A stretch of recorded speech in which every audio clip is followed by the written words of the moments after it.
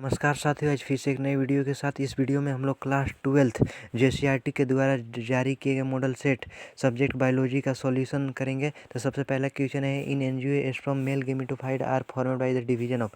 पहला ऑप्शन है microspore mother cell है। तो माइक्रोस्पोर मदर सेल जब डिवीजन करता है, तो जब माइक्रोस्पोर मदर सेल डिवीजन करता है तो क्या बनता है, तो इसमें जब माइटोसिस होता है तो माइक्रोस्पोर बनाता है। जब माइक्रोस्पोर में डिवीजन होता है तो पोलन ग्रेन बनाता है।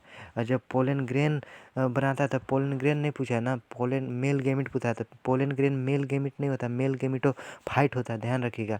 और जब पोलन ग्रेन का जब डिवीजन होता है तब क्या बनता है, ऊपर वाला पार्ट को वेजिटेटिव पार्ट बोलते हैं, नीचे वाला पार्ट को जेनरेटिव पार्ट बोलते हैं। तब जेनरेटिव पार्ट का जब डिवीजन होगा तब जाके मेल गेमिटोफाइट बनता है, अरे मेल गेमिट बनता है। तो ऑप्शन पहला का ऑप्शन सी हो जाएगा। नेक्स्ट क्वेश्चन चलिए देखते हैं। सेकंड क्वेश्चन है, in the diagrammatic sectional view of human ovary given above identify का फ्लोइंग विद देयर कोरस्पॉन्डिंग लेवल। तो इसमें तो डायग्राम तो नहीं दिया हुआ है, लेकिन फिर भी देख लेते हैं। क्वेश्चन बोल रहा है, पहला है कार्पस ल्यूटियम। तो कार्पस ल्यूटियम किससे बोलते हैं?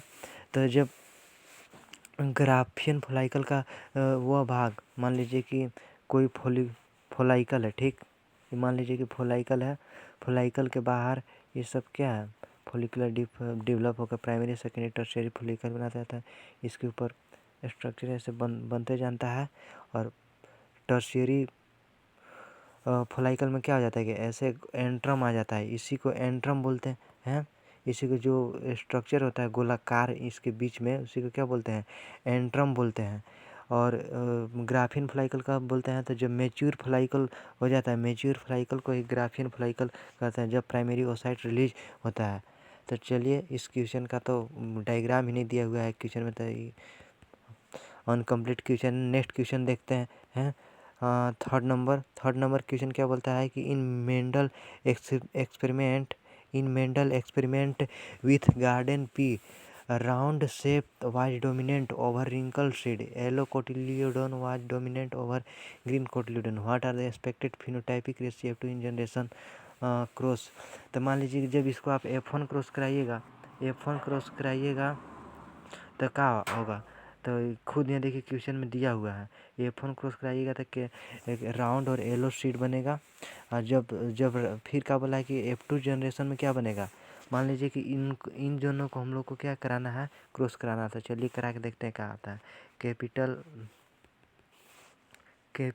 आर कैपिटल वाई है, क्रॉस किसके साथ कराना है, स्मॉल आर स्मॉल वाई। तो कहीं ना कहीं क्या है, मेंडल डाइहाइब्रिड क्रॉस का कंडीशन आ रहा है। तो मेंडल डाइहाइब्रिड क्रॉस में हम लोग क्या देखे थे, मेंडल डाइहाइब्रिड क्रॉस में हम लोग देखे थे कि 93-31 का रेशियो आता था। 93-31 याद है, 93-31 का रेशियो आता था, यानी कि 93-31 का रेशियो आता था। तो इसमें जितना ओनली वाला ऑप्शन होगा तो सब खत्म ऐसा ही हो जाएगा। ओनली का ऑप्शन जितना दिख रहा है आप लोग को, ओनली राउंड सीड ओनली, तो ओनली वाला तो ऑप्शन ऐसा ही खत्म हो जाएगा। काहे कि कंडीशन देखिए सब 9:3:3:1 में आ रहा है, 1 में आ रहा है। तो ओनली वाला ऑप्शन सब कट आउट हो जाएगा। तो ओनली किस में है, तो बी में भी only round and with green cotyledon, ये भी खत्म। ऑप्शन सी में भी only wrinkle seed with yellow, ये भी खत्म। ओनली रिंकल, ये भी खत्म। ऑप्शन ए देखिए, ऑप्शन ए में क्या दिया हुआ है कि round seed with yellow cotyledon and wrinkle seed with yellow cotyledon. हाँ, तो ऑप्शन ए सही है। ओनली वाला तो गलत होगा सब, काहे कि वहाँ सब कोई 9 रेशियो बन रहा था, कोई 3 रेशियो बन रहा था, कोई 3 रेशियो में, कोई 1 रेशियो में, यानी 93-31 याद रखिएगा यहाँ से। लेकिन एक केवल 1 रेशियो में बन रहा था, तो 1 रेशियो में जो बन रहा था वह गिवन ऑप्शन में वह नहीं है। नेक्स्ट क्वेश्चन देखते हैं। 4 नंबर है, emergency contraceptive are effective if use within. Emergency contraceptive कब लेते हैं, तो 72 hours of coitus, 72 hours of coitus. मतलब एक क्वेश्चन बोल रहा है कि जो कंट्रासेप्टिव इमरजेंसी जो पाइल्स आप जो फीमेल कंज्यूम करती है तो कब करती है, तो जब फिजिकल रिलेशनशिप बनाती है तो उसके 72 आवर बाद 72 आवर बाद तक अगर कर लेती है तो वहाँ फर्टिलाइजेशन होने की संभावना नहीं होगी। कंट्रासेप्टिव पाइल्स में कौन कौन आते हैं, तो सहेली हो गया, मालाइन हो गया, मालाइन में ये सब कंट्रासेप्टिव पाइल्स है। नेक्स्ट क्वेश्चन है, चलिए देखते हैं। 5 नंबर है, choose the correct statement regarding ZIFT procedure. ZIFT का तो सबसे पहले फुल फॉर्म होता है, जेड से हो जाएगा आपको जाइकोट, आई से हो जाएगा इंट्रा, एफ से हो जाएगा आपको फर्टिलाइजेशन, और टी से क्या होगा, जाइकोट इंट्रा फर्टिलाइजेशन। तो ये कहाँ होता है, इसमें हम क्या करते हैं ना कि इसमें जो जाइगोट को कलेक्टेड करते हैं और इससे जो फीमेल डोनर एंड मतलब ये समझ लीजिए कि ये तकनीक किसके लिए अपनाया जाता है, तो जो इनफर्टाइल फीमेल होती है ना, इनफर्टाइल फीमेल होती है जिसके मतलब वह फर्टिलाइजेशन उनके शरीर के अंदर नहीं होने पा रहा है, तो हम क्या करते हैं कि हम इन विट्रो में male and female and gamete को क्या कराते हैं, ठीक कराते, क्रॉस इसे नहीं कर सकते हैं, मतलब इनके बीच फर्टिलाइजेशन कराते हैं। जब जाइकोट बनता है तो इस जाइकोट को फ्लोपियन ट्यूब में ट्रांसफ़र कर दिया जाता है, फिर फ्लोपियन ट्यूब से चला जाता है किस में, आगे फ्लोपियन ट्यूब में, फिर फ्लोपियन ट्यूब से चला जाएगा यूट्रस में। 8 सेल स्टेज तक फ्लोपियन ट्यूब में रहेगा, 8 के बाद जिसे ब्लास्टिला स्टेज कहते हैं। ब्लास्टिला स्टेज के बाद जब 8 प्लस स्टेज आएगा जिसे मोरुला या कुछ कहते हैं, तो उसके बाद यूट्रस में ट्रांसफ़र हो जाता है। तो सबसे पहले इसके द्वारा किस में किया जाता है, तो जो कलेक्टेड जाइकोट को फीमेल डोनर के यूट्रस में नहीं, फेलोपियन ट्यूब में ट्रांसफ़र किया जाए। ऑप्शन बी में देखिए है, zygote is collected from female donor and transferred in fallopian tube. ZIFT का फुल फॉर्म याद रखिएगा, zygote intra zygote intra fertilization transfer. Next question है 6 number, condition of karyotype 2n+2n- 2n+2 2n-2 are called. तो देखिए 2n+1 ये सब एनीप्लॉइडी का condition है। अगर 2n+1 है, 2n-1 है, 2n+2n, यानी कि 2n के रेशियो में +1 है या -1 है या +2 है या -2 है, तो सब एनीप्लॉइडी होगा। पॉलीप्लॉइडी में क्या होता है, तो 2 इसमें मोर देन 2 होता है। मोर देन 2 का मतलब क्या हुआ कि 3n होगा, 4n होगा, ये सब है, तो ये पॉलीप्लॉइडी की कंडीशन है। चलिए नेक्स्ट क्वेश्चन देखते हैं। 7 नंबर क्या बोलता है कि in Mendelian dihybrid cross garden plant pea heterozygous for violet flower and round seed was cross with another pea plant homozygous for white flower wrinkle से। तो समझ लीजिए मेंडेलियन डाइहाइब्रिड क्रॉस होता है, तो कौन रेशियो बनता है, तो 93:31 ऊपर भी बताया था, तो ऑप्शन ए हो जाएगा। याद रखे रहिएगा 93:31, यानी कि 9:3:3:1। नेक्स्ट क्वेश्चन है, in human the opioid receptor are present. Opioid receptor human के अंदर कहाँ प्रेजेंट होता है, तो सेंट्रल नर्वस सिस्टम में प्रेजेंट होता है। ओपाइड रिसेप्टर का मतलब क्या होता है कि जब कोई भी व्यक्ति ओपाइड का मतलब हीरोइन होता है, हीरोइन चीज़ जो मतलब नशीला पदार्थ है हीरोइन, या इसका सिडेटिव या पेन किलर के रूप में भी, ड्रग के लिए भी इसका यूज किया जाता है। तो जो ओपाइड का जब सेवन होता है तो डायरेक्ट सेंट्रल नर्वस सिस्टम को अफेक्ट करता है, और अफेक्ट करके उसको ब्लड प्रेशर को बढ़ा देता है, जिससे उसका ब्लड सप्लाई अच्छा हो जाता है कुछ समय के लिए। मतलब उसका इतना ब्लड सप्लाई अच्छा होता है कि अगर उसको दर्द भी कहीं हो रहा है तो उसको महसूस नहीं होगा। समझ सकते हैं, मतलब एक प्रकार के नशीला ड्रग है। नेक्स्ट क्वेश्चन है 9 number, DNA is a polymer of nucleotide which are linked to each by 3' to 5' phosphodiester 1 to prevent polymerization of nucleotide which of the following modification will you choose. तो इसमें removal of replace 3 OH group in removal of 2H group दोनों हो जाएगा, option D हो जाएगा। तो इसमें अगर बोल क्या रहा था, हम जैसे कि कोई भी मान लीजिए कि क्या है, पेंटोज शुगर है, ठीक। पेंटोज शुगर में जनरल कहते हैं कि केवल सेकेंड पोजीशन पर OH नहीं होता है, यहाँ दोनों पर H होता है, यहाँ भी OH होता है, H होता है, और इधर का लगा होता है, तो इधर लगा होता है फॉस्फोरिक एसिड, और यहाँ से हाइड्रोजन रिप्लेस होकर यहाँ से लगा होता है नाइट्रोजन बेस। इसी को क्या बोलते हैं, डाइऑक्सी राइबोज शुगर थे। इसी में बोल रहा है कि किसके लिए होता है, तो थ्री पोजीशन पर OH ग्रुप यहाँ मतलब रिमूव कर सकते हैं और सेकेंड पोजीशन पर भी कर सकते हैं। नेक्स्ट क्वेश्चन चलिए देखते हैं।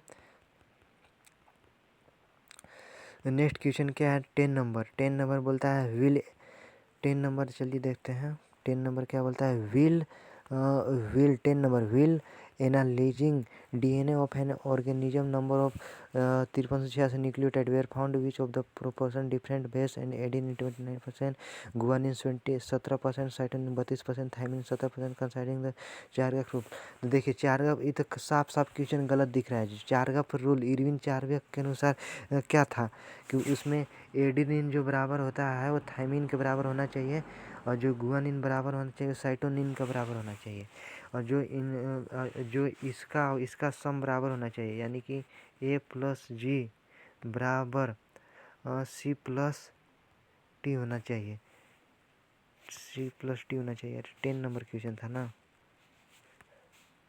हाँ 10 नंबर।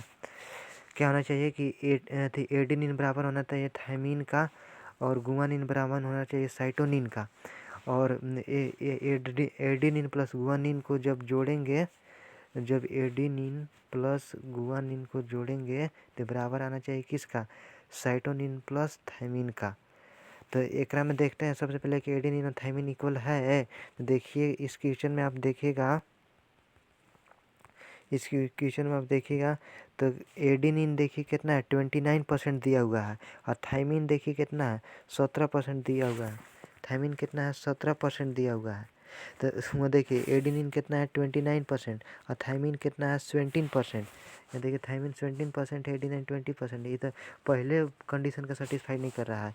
तो ये सेटिस्फाइड नहीं कर रहा है तो ये तो डबल स्टैंडर्ड DNA होगा नहीं, क्योंकि यह जो नियम चार्गफ रूल है यह डबल स्टैंडर्ड सर्कुलर DNA के लिए है। तो ये क्या होगा, सिंगल स्टैंडर्ड DNA हो जाएगा। ऑप्शन बी हो जाएगा ना, 10 का बी, काहे कि चार्गफ रूल फॉलो नहीं कर रहा है। नेक्स्ट क्वेश्चन है 11 number, in Meselson and Stahl experiment is continued for 4 generation in bacteria, the ratio of N15 containing DNA in the 4th generation will be. तो 11 नंबर का क्वेश्चन का पढ़िएगा तो इसमें चारों ऑप्शन इनकरेक्ट है। तो इसका सही आंसर क्या होगा, तो आइए देखते हैं। थोड़ा सा इसका एक्सप्लेनेशन लॉन्ग है। इसमें मान लीजिए कि क्या है, इसमें मान लीजिए कि 2 न्यूक्लियोटाइड है। पहला में N15 है, तो एक N15 लेते हैं। मान लीजिए कि ये भी N15 है और ये भी N15 है। तो दोनों N15, लेकिन सेकेंड में क्या है N14 यानी कि एगो N15 वाला है और एगो N15 के साथ क्या है N14 वाला है। अब फर्स्ट कंडीशन में तो दोनों सेम ही था, और सेकेंड कंडीशन में क्या है, एगो N15 वाला है, एगो N14 वाला था, यानी कि एगो दूसरा कलर से ले लेते हैं ना। मान लीजिए कि हो गया हरा वाला क्या है N14, इसको मान लीजिए, और जो ब्लैक वाला है इसको तो N15 ऊपर माना ही है। सेकेंड कंडीशन में N15 N14 देख दिया है, तो ये भी 2 गो है। तो देखिए जितना भी N15 N14 वाला आएगा तो 2 गो आएगा, N15 N14 वाला आएगा तो 2 गो आएगा। काहे कि देखिए फिर क्या बोला है N14 N14 के साथ कराना है। तो यदि आप फिर N14 N14 लेते हैं तो यानी कि दोनों 14 हो जाएगा। सॉरी, ग्रीन कलर ही ले लेते हैं। फिर क्या बोला है N14 दोनों बोला था ना, तो N14 अब एक बाद जितना भी बनेगा तो क्या बनेगा, सब N14 ही वाला बनेगा, N14 ही वाला बनेगा। तो यानी कि N15 वाला के गो आया 2 गो आया, 2 गो आएगा, और लेकिन बोला के गो है 2 गो आएगा के बाद क्या है 4th जनरेशन पूरा है ना। तो 4th जनरेशन के बना, तो एगो से बनेगा 2 गो, 2 गो से बनेगा 4 गो, 4 गो से बनेगा 16 गो। तो यानी कि 4 जनरेशन तक टोटल 16 गो बनेगा। तो 16 गो में से 2 गो क्या बनेगा, 2 गो बनेगा N15, 2 गो बनेगा N15 और N14 वाला, N15 N14 वाला, और एगो का बनेगा, एगो तो कोई बनबे नहीं करेगा, बाकी सब 14 क्या बनेगा, बाकी सब 14 बनेगा N14 तो इसका रेशियो क्या आना चाहिए था, इसको रेशियो का N15 का तो कोई कंडीशन नहीं है, यही तो एक एको नहीं आएगा, N15 जीरो आएगा, N14 का 2 आएगा, N14 का कितना आएगा तो 14 को आएगा। तो जब आप इसका रेशियो निकालिएगा तो कितना आएगा, 0:1:7 आना चाहिए। तो देखिए कोई ऑप्शन में नहीं है 0:1:7, तो इसका चारों इनकरेक्ट ऑप्शन है। अब चलिए नेक्स्ट क्वेश्चन देखते हैं 12 नंबर। इसका करेक्ट आंसर क्या होगा, 0:1:7, 0:1:7 एक करेक्ट आंसर होगा ना। इंपॉर्टेंट क्वेश्चन है, नीट में भी एक बार के दफ़े पूछ चुका है। नेक्स्ट क्वेश्चन है 12 number. If 12 number the most important feature in a plasmid to be used as a vector is। Most important feature plasmid का क्या होता है, तो हम जानते हैं कि प्लाज्मिड क्या होता है, बैक्टीरिया का एक्स्ट्रा क्रोमोसोमल मटेरियल होता है जिसका cloning as a cloning vector use किया जाता है, as a cloning vector use किया जाता है ये क्या काम करता है, रेप्लिकेशन का काम करता है। 12 का वो हो जाएगा origin replication. Next question 13 number बोलता है identify the correct statement about eukaryotic transcription, select the correct option. तो इसका आप ऑप्शन देखिएगा तो ऑप्शन इसका डी हो जाएगा। नेक्स्ट क्वेश्चन चलिए देखते हैं 14 number. According to Allen rule the mammal from colder climate have.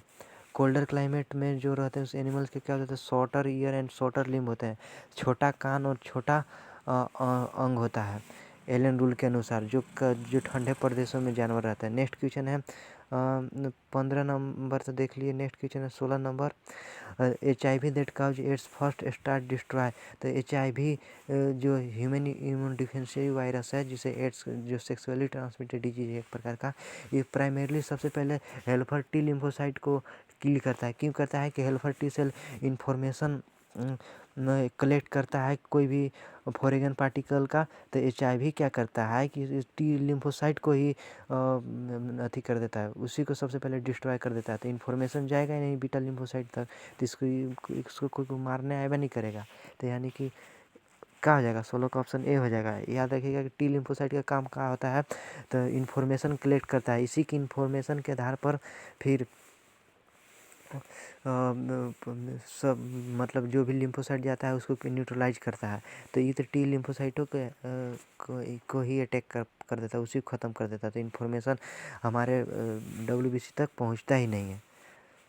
इसी के कारण हम आप सुनते होंगे कि एड्स का कोई अभी तक अच्छा से इलाज ही, कोई क्योर नहीं आया है।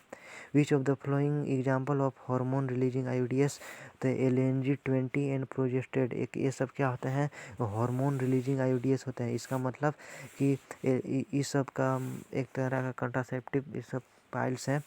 तो इनका जब फीमेल कंज्यूम करती है तो यह क्या करता है कि या तो प्रोजेस्टेरोन एस्ट्रोजन का लेवल को बढ़ा देगा या तो घटा देगा, जिससे वहाँ का एनवायरमेंटल कंडीशन मतलब सही नहीं रहता है, जिससे male gamete and female gamete का फ्यूजन हो भी तो फर्टिलाइजेशन हो ही नहीं पाएगा।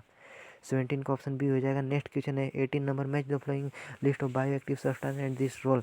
सबसे पहला स्टेटिन का काम क्या होता है, तो स्टेटिन कोलेस्ट्रॉल लेवल को घटाता है। तो ऑप्शन ए का 3 किस में है, तो ऑप्शन ए का 3 हो जाएगा, ई हो जाएगा ए का, और फिर बी का है साइक्लोस्पोरिन का काम क्या होता है, तो इम्यूनोसप्रेसिव एजेंट का काम करता है। बी का हो जाएगा 4। और नेक्स्ट क्वेश्चन स्ट्रेप्टोकाइनेज का क्या काम होता है, removal of clot buster and myocardial. तो removal of clot buster option टी सेकेंड है, तो ऑप्शन सी हो जाएगा। नेक्स्ट क्वेश्चन डी लाइपेज, तो लाइपेज का रिमूवल ऑफ वाइल हो जाएगा ऑप्शन डी। तो देखिए ए का थर्ड किस में है, तो ए का थर्ड एक ऑप्शन में मी तो इसे ही मराता है, ऑप्शन डी होगा इसका आंसर।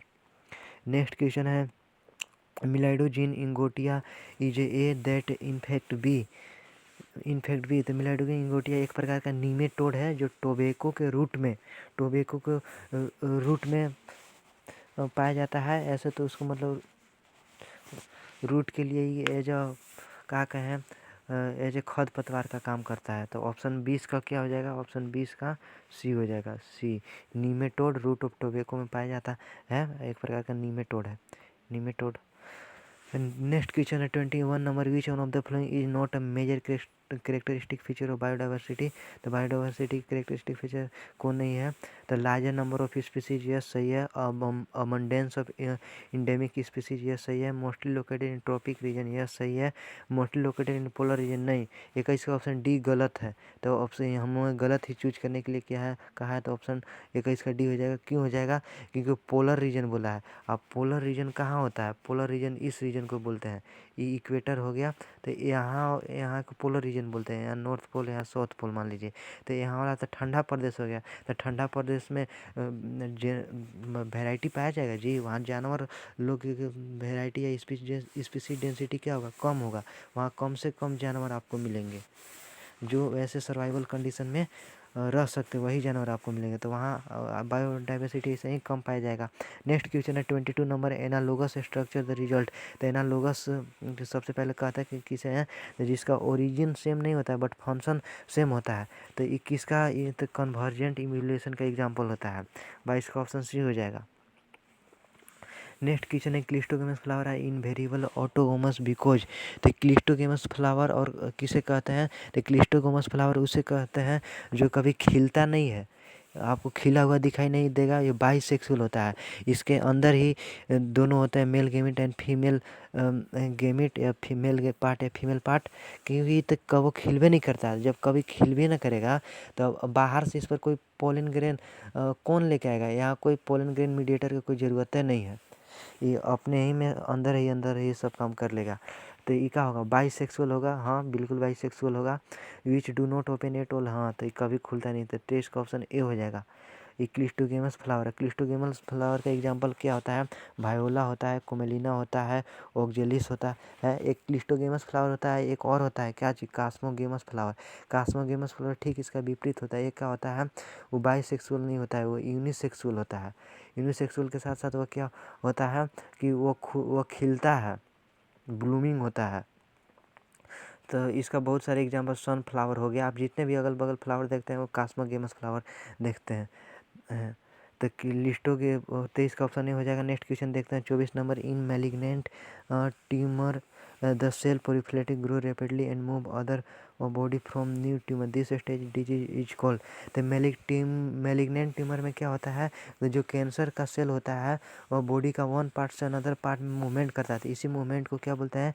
मेटास्टेसिस बोलते हैं, जिससे उसका पोजीशन कॉन्फाइंड ही पता ही नहीं चल पाता है। नेक्स्ट क्वेश्चन है इसीलिए उसका क्योर भी थोड़ा सा इम्पॉसिबल हो जाता है। नेक्स्ट क्वेश्चन है 25 number, match the following list of bacteria and their commercially important product. तो अस्परजिलस नाइजर क्या बनाता है? तो अस्परजिलस नाइजर सिट्रिक एसिड बनाता है। ए का 4 हो जाएगा, ए का 4 हो जाएगा, ए का 4 हो जाएगा। नेक्स्ट क्वेश्चन है, अरे नेक्स्ट क्वेश्चन है, नेक्स्ट है एसिटोबैक्टर एसिटाई। तो नामे में ही क्या बनाएगा? एसिटिक एसिड बनाएगा। 3 का बी हो जाएगा। नेक्स्ट क्वेश्चन है क्लोस्ट्रिडियम ब्यूटाइलिकम, यानी कि क्लोस्ट्रिडियम ब्यूटाइलिकम क्या बनाता है? तो ब्यूटारिक एसिड। 2 का सी हो जाएगा, लैक्टोबैसिलस लैक्टिक एसिड। तो यानी कि ए का देखिए 4 है, तो ए का 4 किस में है? तो सी और डी में है। अब देखते हैं ए सी में भी है, डी में भी है। अब देखते हैं बी का Acetobacter aceti, Acetobacter acetic acid, B का 3 किस में है? तो बी का 3 देखिए ऑप्शन सी में है, तो ऑप्शन यही हो जाएगा सी। तो ठीक है दोस्तों, मिलते हैं नेक्स्ट वीडियो में। आज के लिए जय हिंद।